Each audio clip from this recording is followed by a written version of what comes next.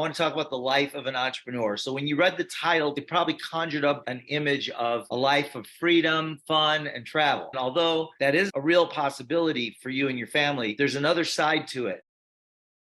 Did you ever see the photo of the iceberg that is protruding out of the water, where below the waterline is this giant mass of ice that's like 10 times bigger than what's above the surface? And that part above the water is only like 1/10 the size of what's underneath. Well, this is the life of an entrepreneur. There's an enormous amount of work, an enormous amount of creativity, resourcefulness, ingenuity, relationship building, networking required before the financial rewards and the freedom come. And you're going to do a ton of work up front for little to no pay to get paid handsomely, to get paid a lot of money for years doing little to no work. Although you'll probably choose to continue to work your business because working the business is extremely rewarding. And it's like, what else are you going to do? People ask me, like, why haven't you retired? And the truth is, what else am I going to do? I don't golf. I can only fly helicopters so much. And really, that comes down to, like, if I were flying a lot, that would be 1 to 2 hours a week. So I love what I do. And so retirement is not really a thing for me, not retiring in the traditional sense where I'm just going to kick back and do nothing. So I love what I do. So I work a few hours a day and I enjoy it. So as you look back, you're going to realize you would do it all over again because it was worth it. But as you're going through it, you start to question sometimes your own judgment. Your family and friends probably question your sanity from time to time. I know my father did, especially. They may even mock you, some of them. I don't know. And it might get you down. And you have to believe so strongly in your heart that what you're doing is the right thing for you and your family, that comments of others don't matter at all. And you have to know to your core that you're doing something that's good for the world, and you would not ever throw in the towel over the opinions of others. And I know that those of you that have been to the Promptings to Prosperity and the Prompting seminars, this is so ingrained in you, and you're so convinced and convicted that this is the mission, the plan that you want to be on, that there's really not a lot that other people can say that are going to dissuade you. So as an entrepreneur, you're going to experience like this roller coaster of emotion. Even if you just love our program and you love the card system and you're building the business, you're going to have this roller coaster of emotion. So you got to get ready for the highest highs and the lowest lows. And I had a conversation with one of my newer affiliates recently saying, don't let the highs get too high. Don't get the lows get too low, because something that he texted to me and I just knew he was getting too high, because when you have those high points, you have the crash as well. And that can set you into a tailspin. So as an entrepreneur, you're going to have to make some of the toughest decisions of your life. And you'll have some of the most rewarding times of your life as well. You might go from depressed to ecstatic in the same day. You may get discouraged and you might be encouraged in the same hour. You might be surprised by a breakthrough that you have and a letdown by a setback in the same week. It just goes with the life of an entrepreneur, the ups and the downs. And you don't ever want the ups to get too high, and you don't ever want the lows to get too low. And I've had those in my life where the lows have just gotten so low, and I've got at times where the highs were just so high. And that's always a recipe for disaster in both directions. So you want to keep an even keel. And the way you do that is just by staying consistent, doing the work, regardless of how you're feeling. So as we enter into this conversation, I want something from the pages of Clay Water Brick. It's a book written by Jessica Jackley. Jessica Jackley was one of the co-founders of Kiva. Kiva is the organization that I donate 100% of the profits for my book Beach Money to. I still do that. We're making donations all the time, and we're re-loaning money. If you think of the title of the book, Clay Water Brick, in villages in Africa where they have nothing, just to be able to eat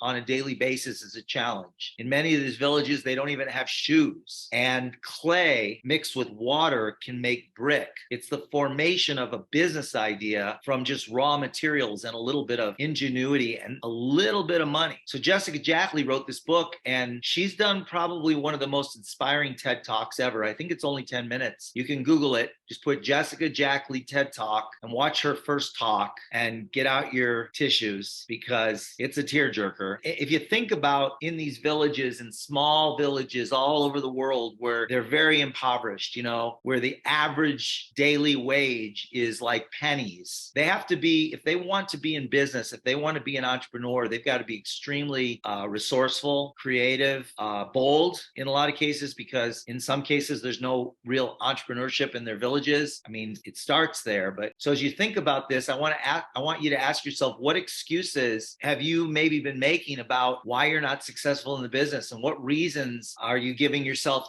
for being held back and not rising to your full potential? Is it because of time or because of money? Is it because you don't possess the financial resources or the environment you grew up in held you back? What's holding you back from achieving your dreams? What's holding you back from having a business that's exploding or that's growing? Are you too old? Are you too young? Is it the people you know or the people that you don't know that are keeping you from moving forward? Is it your past, or is it just your current circumstances, what you've got going on in your life? What are the obstacles in your way? I promise you that no matter what your obstacles are, no matter what you're saying to yourself that's holding you back, there are people that have had the same set of circumstances that have broken through that. Even ones with low self-esteem, ones with low level of belief in themselves, they've broken through that. And you can too. Being an entrepreneur means taking what you have or what you don't have and working with it. As soon as you label yourself as an entrepreneur, you've identified yourself as a resourceful person. That means you figure it out. You find the necessary resources. Listen, I'm faced with this every day. I'm always looking to take my life and my business to a new level, our business to a new level. So is Cody. So we're looking at the resources that are available to us. We're working to discover new resources, new ways of looking at things so that we can grow in a new world that's changing very rapidly. But it means you figure it out. You find the necessary resources, the support, the people, and the money to get the job done. You learn to believe in yourself and take calculated chances. Being an entrepreneur is not for everyone, but for those people that refuse to give up on their dreams, it's the best and only option. For those people not willing to settle, being an entrepreneur offers hope. So again, I have to emphasize that the challenge comes with the territory. In other words, being an entrepreneur means challenge. Challenge exposes the problems and issues that need to be solved for you to grow. So entrepreneurs are not quitters. They take each new challenge as an opportunity to grow. Here's one for you. The more successful you are as an entrepreneur, the more challenges will emerge on the journey. So the more successful you are as an entrepreneur, and I know we've got lots of entrepreneurs on here. Some of you want to be entrepreneurs, but you're not. The more successful you are as an entrepreneur, the more challenges will emerge on your journey. In other words, if you're not experiencing challenges, you're not growing, and neither is your business. So a lack of challenges means a lack of growth. Challenges are your benchmarks. I have to remind myself there's times where I have challenges that I don't want to have and they're painful and I want to blame other people or I want to hibernate. So if you've chosen to become an entrepreneur to get rid of your challenges, you've chosen the wrong profession. Your greatest vulnerabilities, your character flaws, your weaknesses will be revealed as an entrepreneur. And when they are, you'll be called to figure out how to handle them. It may mean personally transforming yourself or finding someone else that can do what you need to do to get it done better than you and partnering with them. So if there's challenges that you can't overcome, it's finding the resources and the people around you that can help you to overcome those challenges by maybe doing the things that you can't or won't do. So, and as an entrepreneur, you only lose if you stop, because each setback is a chance to learn and to grow. Quitting is not in the vocabulary of the true entrepreneur. You're willing to go through all of this because you know that you're doing something worthwhile that can make the world a better place. Sometimes you see it. Sometimes you see things before most others see things in your life. That's a sign of an entrepreneur. It's a sign of having a little vision. And when those closest to you reject your ideas, that can hurt.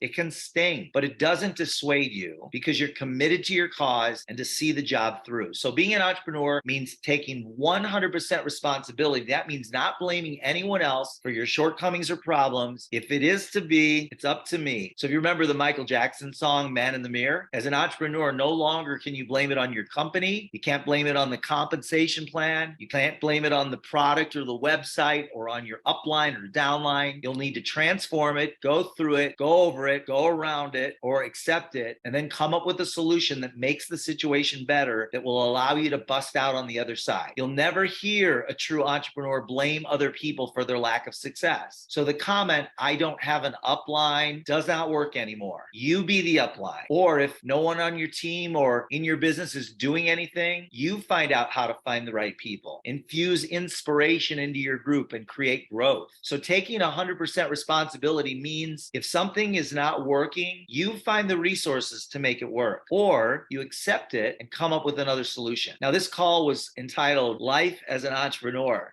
And you probably expected me to talk about flying around the world on private jets and renting expensive yachts for parties on the bay. And that can be part of your journey if that's what you choose to create. I know a lot of you aren't creating that. You're creating other things, but really the life of an entrepreneur is about you designing your life the way you want it to be, and then having the freedom to create it through the development of your business. Every one of you have different goals and different dreams, and whatever income stream you create, whether it's $1,000 a month, $2,000, $5,000, $10,000 a month or more, that passive income stream will feed your dreams. So you don't have to answer to anyone because you call the shots. You live where you want to live. You work as little or as much as you want to, or wherever you want to. You pick who you choose to work with and what you'll be doing with those people. You get to design your personal and professional life. The life of an entrepreneur entails being bold enough to dream bigger and having courage to step into those dreams. It wasn't that long ago. I can look back and remember in vivid detail. Wasn't that long ago. I mean, this stuff was like so real to me. My dreams were so far out in the distance, and I doubted, I questioned, I wondered whether I would ever get there, but I just kept putting one foot in front of the other, stayed consistent, didn't quit. And every time I broke through the next challenge, I broke through at a different level, a new level. That's what you have to do. There is not a successful entrepreneur on this planet that has not experienced the ups and the downs on his or her journey. We all have dreams, but most people give up on them fairly early, and many don't have the fortitude to continue on despite setbacks and obstacles. So this is why only a few get to experience the rewards of free time and true residual income. When I reflect back on my 30s, I remember how distraught I used to feel every 2 weeks when I'd get my paycheck after 15 years of work, a college degree. There was a pit in my stomach. I had anxiety every time I went to work. I can put myself back in that state, remembering going back to the cubicle at America West Airlines. I hated Sundays because that meant Monday was tomorrow. I really didn't like Mondays too well. Friday was okay because the next day was Saturday, but her Thursdays were horrible. It was just hell. I didn't like it. But then I never had enough money to do things I wanted to do. So I wanted to experience the world, and much of my life was going away. Like my life, I was burning daylight, and I was inspired by many entrepreneurs, and I wanted to live like them. I wanted to make a difference and serve people on a larger scale. The job plan just was not cutting it for me. I had to get better as an entrepreneur, and I had to take responsibility as a producer and not just a consumer. So life as an entrepreneur means being in charge of your destiny, designing your own life, declaring your future, being responsible for your results and the results of your business. You work when you want to work. You choose your own team and play as big as you choose to play. You accept your wins and your losses. You know that your losses represent your opportunity to learn. You take responsibility. You step into your future, even though sometimes you're afraid and don't know what lies ahead. You seek adventure and uncertainty. You choose to live life on your terms without the boundaries imposed by others. By the way, ChatGPT did not write this. I did, every word of it. So here are some of my I am statements. Here are some I am statements that can really support you as an entrepreneur. And I'll post these in the group if you like. Number 1, I am an entrepreneur. Number 2, I design my own life. I create my future. I'm a creator of value. I take responsibility for my future. If there's something that I don't like that is in the way of my growth, I eliminate it, go around it, or transform it. I'm resourceful. I'm a problem solver. I accept challenges as a way to learn and grow. I expect to win. I attract great people into my business. I'm a producer. I'm living my highest purpose. I'm making a difference in the world. I'm living my dreams today. I'm getting better every day. I own this. I'm a dream broker. I'm a courageous person, and I'm bold. I am an entrepreneur. So that's it for tonight. I'll share those in the group. Have a great week. Step into your greatness. Always fun spending a few minutes with you every Monday night. Be back next week. Talk to y'all later.